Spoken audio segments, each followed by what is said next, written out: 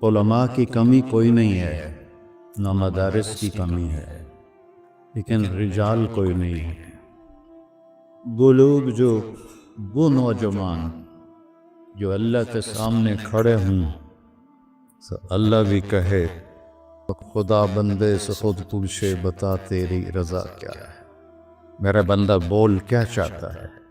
فتوحات ہو گئی، کیسر و کسرا ٹوٹ گئے، خزانے آئے، کسرا کا تخت تاقدیس 140 ہاتھ لمبا، 110 ہاتھ چوڑا، 1 ایکڑ کے قریب، اور اس میں 1000 سونے کے گنبد لگے ہوئے تھے اور 1,40,000 چاندی کی میخیں لگی ہوئی تھی، اور اس کا 2.5 من کا وزنی تاج جو لٹکا ہوتا تھا وہ اس میں سر دے کے بیٹھتا تھا۔ یہ سب مدینے میں آیا ہے۔ تو صحابہ کون 10 مبشرہ مشورہ کرنے لگے، عمر کو اب اپنا طریقہ بدلنا چاہیے، اللہ نے اتنی سہولت دے دی، کوئی خادم رکھے، چھنے ہوئے آٹے کی روٹی کھائے اور کپڑے اچھے پہنے، بڑے بڑے وفود آتے ہیں۔ تو حضرت علی کہنے لگے جو مرضی کر لو مانے گا کوئی نہیں، کہنے نہیں بات تو کرنی چاہیے۔ کون بات کرے؟ کہا حفصہ اور عائشہ رضی اللہ عنہ، ایک بیٹی ہے اور ازواج مطہرات میں سے، دوسری محبوب بے رسول ہے، تو ان دونوں کو تیار کیا گیا۔ یہ دونوں تشریف لائیں تو حضرت عمر گنجے ہو گئے تھے، آخر لیٹے ہوئے تھے، اٹھ کے بیٹھ گئے۔ تو حضرت عائشہ متکلم بنی کہ امیر المومنین آپ سے ایک بات کرنی ہے، کہو۔ اللہ تعالیٰ نے ہمارے نبی کے دور میں دنیا نہ بھیجی، نہ انہوں نے دنیا کا ارادہ کیا، وہ ایسی ہی چلے گی۔ میرے باپ کا زمانہ آیا، اللہ نے دنیا نہ بھیجی، نہ انہیں ارادہ کیا، تو وہ بھی ویسی ہی چلے گی۔ اب اللہ تعالیٰ نے آپ پر دنیا کے دروازے کھول دیے ہیں، فتوحات کے دروازے کھول دیے ہیں، اب آپ اپنے اوپر رحم کریں، ارفق بنفسک، اچھا کھانا کھائیں، چھنے ہوئے آٹے کی روٹی کھائیں، اچھا کپڑا پہنیں، بڑے بڑے وفود آتے ہیں آپ سے ملنے کے لیے، اور اپنے لیے کوئی خادم رکھیں جو آپ کی خدمت کرے، آپ کی عمر کا بھی تقاضا ہے۔ حضرت عمر کا رنگ ایسے بدل ہوا۔ جب حضرت عائشہ نے بات ختم کی تو کہنے لگے مجھے بتاؤ تمہیں کس نے بھیجا ہے؟ کہنے لگی کوئی ہاں نہ کرو گے تو ہم بتائیں گے، ویسے تو نہیں بتائیں گے۔ فرمانے لگے اگر مجھے بتا دو نا تو میں مار مار کے ان کے چہرے دل و ہان کر دوں۔ تو پھر وہ رو پڑے، پھر کہنے لگے حفصہ تو گھر والی ہے نا؟ بتا اللہ کے نبی نے دن میں کبھی 2 دفعہ کھانا کھایا، صبح کھایا تو شام نہیں کھایا، شام کھایا تو صبح نہیں کھایا۔ کہنے لگے اللہم نعم، کیا تجھے یاد ہے تیرے گھر میں نبی کا بستر کیا تھا؟ ایک بوریا تھا جس کو تو دوہرا کر کے بچھاتی تھی، ایک عذاب تو نے اس کی ایک تہ اور لگا دی۔ تو آپ نے پوچھا حفصہ میرا بستر بدل دیا ہے؟ کہ نہیں یا رسول اللہ، وہی ہے، ایک تہ اور لگا دی تاکہ آپ کے لیے نرم ہو جائے، کہ اس سے واپس اسی طرح کر دے، مجھے رات کو اٹھنے میں مشکل پیش آئی۔ حفصہ تجھے یاد ہے ایک دفعہ تو نے کھانا ایک تپائی پہ رکھ کے دیا تھا، اللہ کے نبی نے اٹھا کے زمین پہ رکھا تھا اور فرمایا تھا میں جیسے غلام کھاتے ہیں میں ایسے کھاؤں گا۔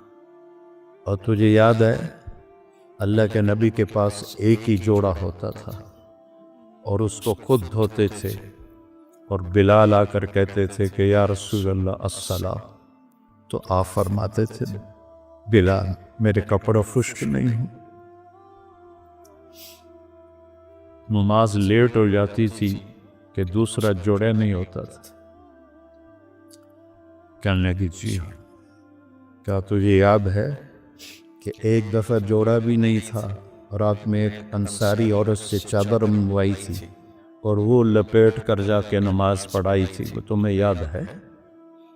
جی ساروں قطار رونے لگے۔ فرمایا عائشہ حفصہ جنہوں نے تمہیں بھیجا ہے انہیں جاتے کہو کہ 3 دوست ہیں جو ایک منزل کی طرف چلے، پہلا چلا وہ پہنچ گیا، دوسرا چلا وہ بھی پہنچ گیا، اب تیسرا راستے میں ہے، ان کی راہ پر چلے گا تو ان تک پہنچے گا، اگر اس سے ادھر ادھر ہوا تو بھٹک جائے گا۔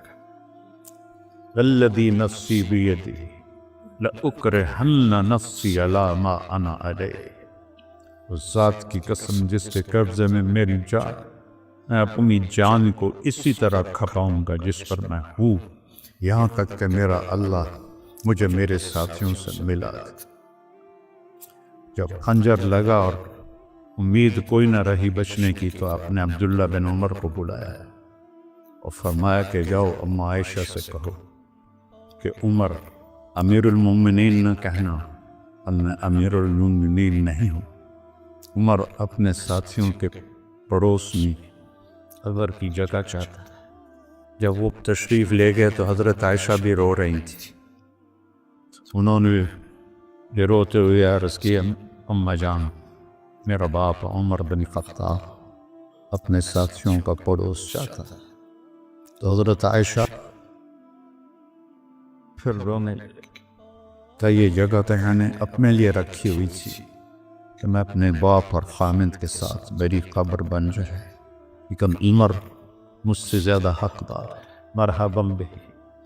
جب وہ آئے تو ان کو حضرت عمر کو بتایا کہ اجازت ہو گئی، کہا نہیں بیٹا، ہو سکتا ہے میرے شرم میں اجازت دی ہو، جب میں مر جاؤں اور میرا جنازہ لے کے دروازے پر پہنچو تو دروازہ پر جنازہ رکھ دینا اور پھر اندر جا کے دوبارہ اجازت لینا، اس وقت اجازت ملے تو اندر لے جانا ورنہ مجھے بقیع میں دفن کر دے۔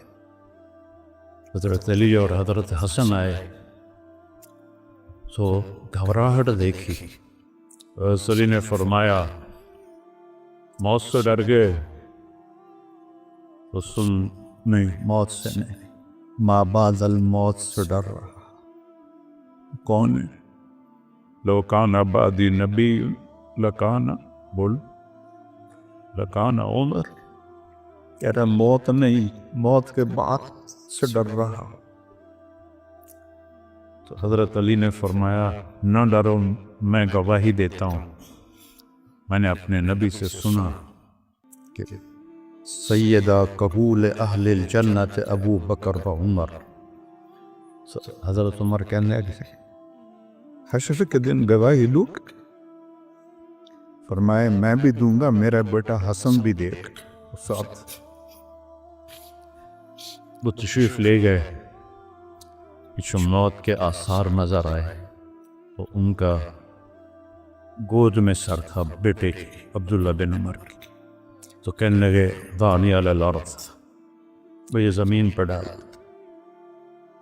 تو ان کا دل نہیں مانا تو ان نے پنڈلی پہ سر رکھ دیا، لگے بھائی تیرا ناس ہو، سنتے نہیں ہو کیا کہہ رہا ہوں، زمین پہ ڈال۔ آپ مسجد میں داخل ہوئے، آپ کے دائیں طرف ابو بکر تھے، بائیں طرف عمر تھے۔ آپ نے فرمایا ہمیں دیکھ رہے ہو؟ صحابہ سے کہا جی، کہا کذا نحشر یوم القیامہ، اس طرح ہم معاشر میں اٹھیں گے کہ میرے دائیں ابو بکر ہوگا اور بائیں میرے عمر ہوگا۔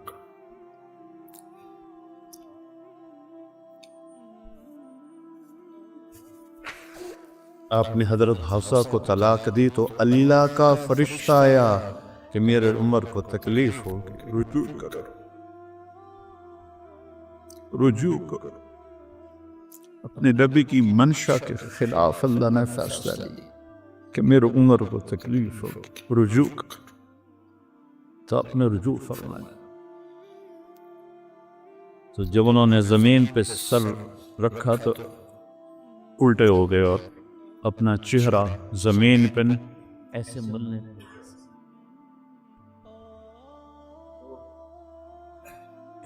ویل لک ولأمک یا عمر ان لم یغفر لک رب، ویل لک ولأمک یا عمر ان لم یغفر لک رب، ویل لک ولأمک یا عمر ان لم یغفر لک ربک۔ یہی کہتے کہتے جان نکل گئی تو برٹن رسل نے کہا، جو ایک دہریہ تھا، انگریز مفکر، اگر ایک عمر اور ہوتا تو پوری دنیا میں اسلام